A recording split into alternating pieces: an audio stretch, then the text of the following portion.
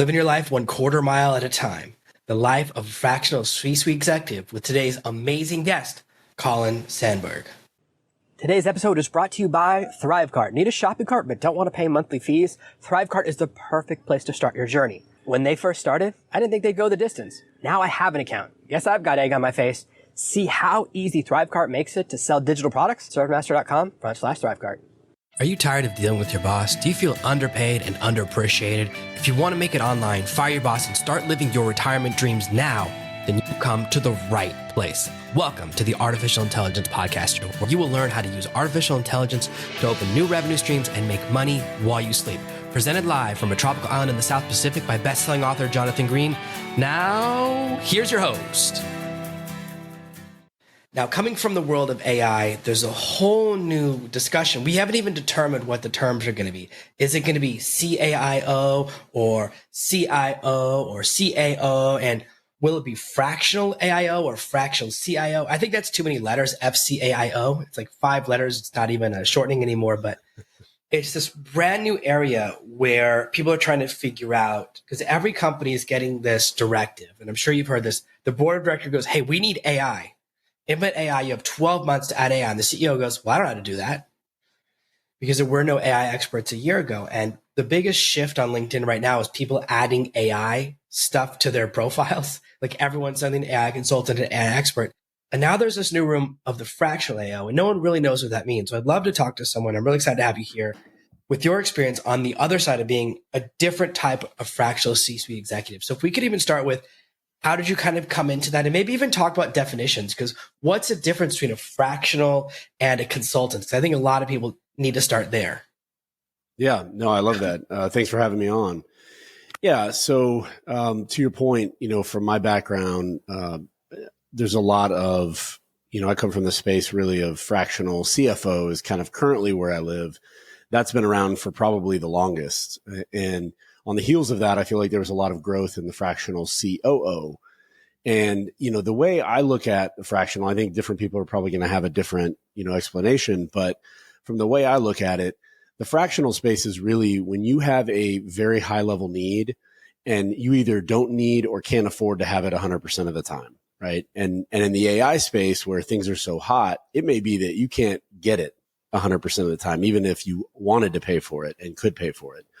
And so really that's where a lot of the, fractional concept in my mind comes from is there's a small portion of the work that's very high level and that person's coming in, they're knocking out that one slice and then they're getting out of there and letting the day-to-day of the company, the boring stuff, keep going without them. And how does that differentiate from a consultant? Like, how does someone know, oh, I want a fractional CFO versus we need an accountant or we need a bookkeeper part-time or an accountant who just looks at the book once a month? Where's the delineation? Yeah, no, that's also a great question. So I think the delineation in my mind is there's a difference between a consultant who's telling you what to do and someone who's fractional, who's actually in there doing it. And in the consultant space, consultants, they've got a deck that they've put together. They've got a plan that they've put together.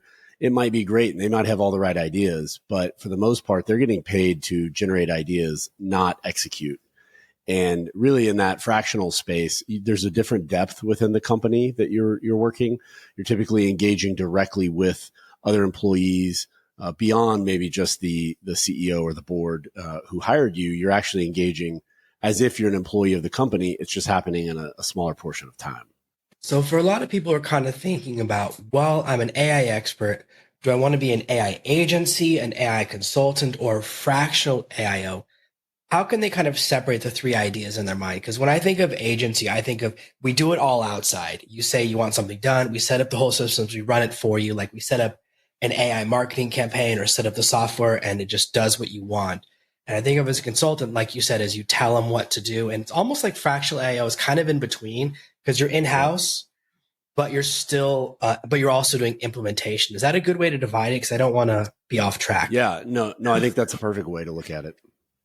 Yeah. And to that point, I think, one of the big challenges with AI is obviously as things are changing, practically on a daily basis. I think we're in that environment where I always describe it. You're in a rapid changing environment. Days feel like weeks and weeks feel like months. Months feel like years. That's kind of where AI is right now. And so I think the challenge with trying to be a consultant in that space, consultants typically have like a well-worn, set of guidelines that they understand, like, hey, if you do this, here's the best practices for sales. Here's the best practices for finance. Those things have been around for, thousands of years. So the idea that someone can say, I've got the, standard best practices for AI, and as a consultant, I can just drop those at your doorstep and expect that you're going to get good results. I think right now that might be unrealistic. I think, to your earlier point, being an agency or being a fractional makes a lot more sense right now. Yeah, because every day, the first thing I do is spend an hour just going through a bunch of news feeds to see which softwares have released an update today, which things have changed, which process has changed, which thing is outdated. And it literally at least an hour every day of just reading announcements and press releases, because it's that fast of a change. What's very interesting in the market right now is that a lot of computer scientists and programmers are flipping over to call themselves AI consultants. And my experience is that whenever I work with a developer, their solution is always a custom piece of software. Like, oh, I'll build a custom integration. And I think right now, that's literally the worst thing that could happen to a company, because whatever they build for you, by the time it's finished, will be obsolete. It's like that snake that's constantly eating its own tail. It'll take us 6 weeks to build it. By the time the 6 weeks is up, it'll be obsolete and we have to start over again, which is why it seems like right now, especially, you really want to leave. You don't want to do anything custom. I want everything offsite, because every company is in an arms race. I don't want to accidentally join that AI race. So when I think of what I would do as a fractional AIO and what I teach my audience to do is that you go and you set up the machine, and you have to come back every month to just teach the new updates, to tweak the system. So you build the machine, but it's constantly changing, which kind of gives you the longevity in your position, because it's impossible for anyone, unless it's their full-time job. And even with my full-time job, I can't keep up with every update. It's literally what I spend most of the week doing, and yet things slip past me. I follow probably 20 people that announce changes every week, and stuff still slips by, even with 1,000 Google alerts a day, because there are so many changes, so many product launches. And a lot of products are doing this thing right now where they're adding stealth features. So they'll add a new feature and not tell anyone, which is like, it wasn't hard enough. So there's such a need just for that. And that's why I think actually bringing in someone fractional makes sense, because as a fractional or as an agency, keeping up to date helps all of your clients the same, so you don't have to do the same work multiple times. So there is one benefit.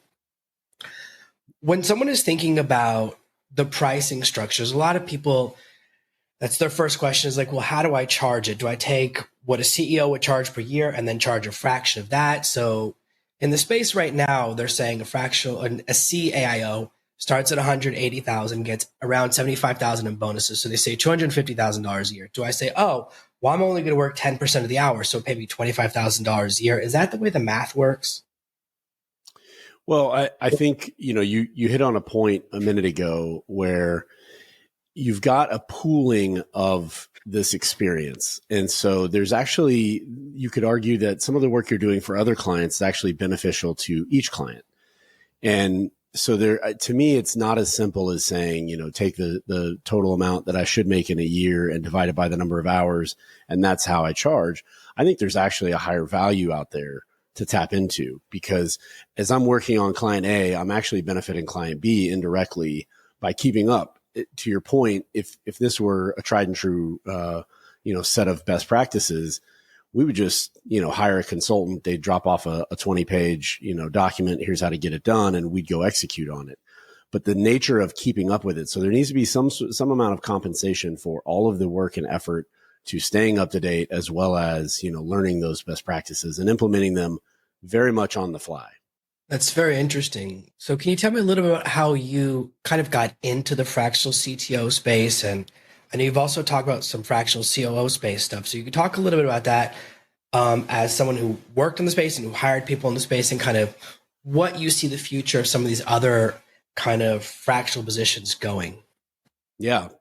So the fractional space for me, it really started with even simpler than that. So I've owned my own businesses for about 15 years. And one of the things you realize running small businesses is that the job that we normally think of as CEO, which is, everyone's going to put the highest title they can on their LinkedIn, on their business card. It's just, the way we kind of brand ourselves. But in reality, a small business doesn't need a CEO very often. A CEO in my mind is highest level relationships. It's casting a big vision. Sometimes it's kind of the rah-rah within the team. But in the reality, most businesses, what they actually need is a COO more often. And a COO, in my mind, is more about the systems, the process. It's getting everything aligned, making sure that the resources are allocated according to what our goals are. Those are the tasks that a COO does. And then obviously a CFO, similarly, is really a high level specialist. You don't have a CFO who's entering bills and signing checks typically. That's not a true CFO role. It doesn't mean that the person in a small company with that title isn't doing those things, but that's different than it being really the role. And so, to your point, what really has happened to me over my career is first as a CEO, mastermind groups, learning from other entrepreneurs, and then ultimately sharing with other entrepreneurs. Just you become that specialist in everyone's mind for whatever your particular thing is.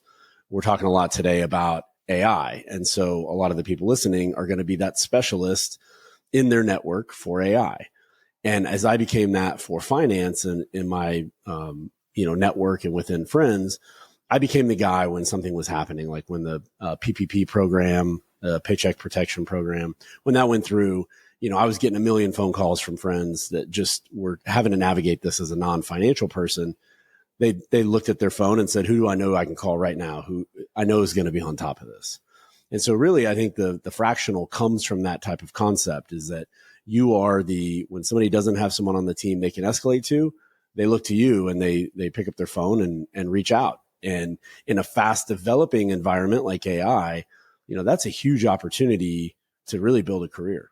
Yeah, one of the things that people always hit is the catch-22 of, I don't want to tell anyone I'm an AI specialist until I have someone pay me to be an AI specialist, but no one's going to hire me as an AI specialist if I don't tell anyone. And it's this, I always tell people that if you keep it a secret, no one's ever going to hire you. They're always afraid. People are afraid to change their LinkedIn profiles or build the website. What if someone sees it? Like, well, this is an interesting opportunity, because if you're the only one that they know, if you're the only fractional AIO or the only AI expert someone knows, whenever someone else goes to them, hey, do you know someone who knows a lot about AI? They don't have any choice but to say your name. It's kind of like if you're the only doctor in town, you don't have to be any good. You don't have to do any marketing, right? Yep. You could be the only doctor who goes, hey, do you know a doctor? There's only one. Yep. You don't need a billboard. You don't need to advertise. You don't even have to be in the yellow pages, because you're the only game in town. And right now, that's what's an interesting opportunity, because the demand is so huge. Everyone needs AI, and it's an interesting time because no one really knows what that means. And it's like such an opportunity for people that can come in and really help these companies, because there are difficult waters to navigate. So for people that are kind of worried about that catch-22, that confidence, there's something like, oh, I'm afraid to ask people for money for my expertise. I don't want to tell them I'm an expert until someone paying me an expert. How can people just break through that barrier in your experience? Yeah, I think two things that I would recommend. Number one, realize that the people who are hiring you are less experienced than you, right? We are all on this path, on this journey. We're all at different places, okay? There's no question that there are financial minds out there that are much stronger than mine. But the people that I work with traditionally are going to be behind me on that journey. And so I'm helping people, you're that Sherpa, right? If I'm going to climb a mountain, I'm going to hire a Sherpa. A qualified Sherpa I can't tell you whether the Sherpa that I hired is the best Sherpa in the world or not. I know they're a lot better than me and hopefully a lot more experienced and can help keep me safe. So as we're on this path, just remember that if you're acting as a Sherpa, even if it's your first time, if you have experience that the people who are hiring you don't have, they're going to have a really hard time understanding where you are in terms of qualification. Now, by no means are we suggesting you claim that you're something that you're not, right? We would never advocate that. But having the confidence to say, I do have experience in this. That's the first thing. The second thing is, I talked about a minute ago, people should be compensated for what they're out there learning and what they're implementing.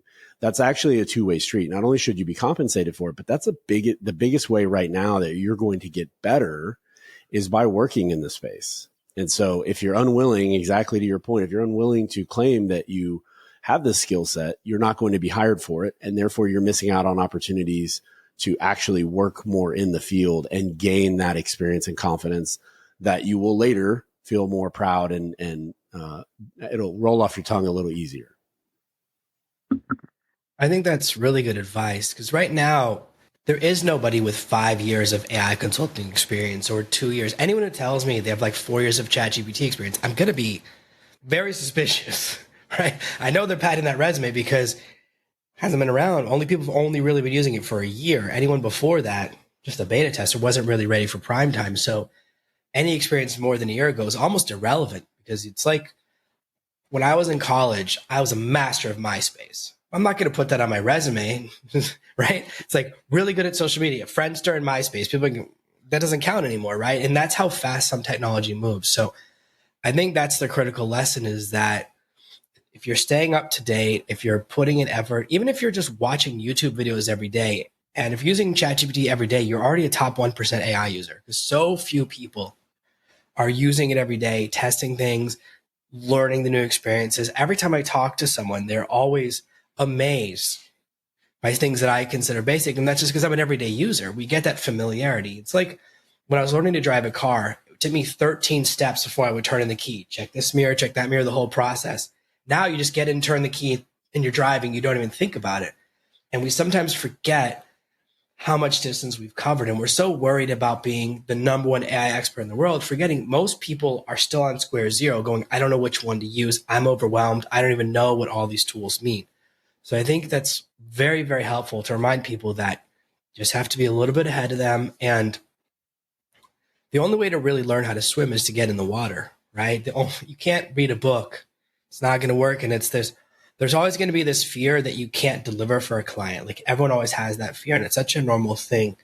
And I guess it's a version of imposter syndrome, right? Thinking, oh, what if I get a client and then I can't do the job? But I mean, they can always fire you. Like that exists, right? It can always fail. You don't want that to happen, but they do have an exit strategy. So what would you say for someone who is kind of on the precipice? They're just about to jump off the fence to encourage them to just go for it.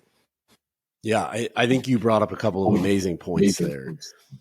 Number one, there's no college degree in AI right now that anyone out there working has, right? Exactly to your point.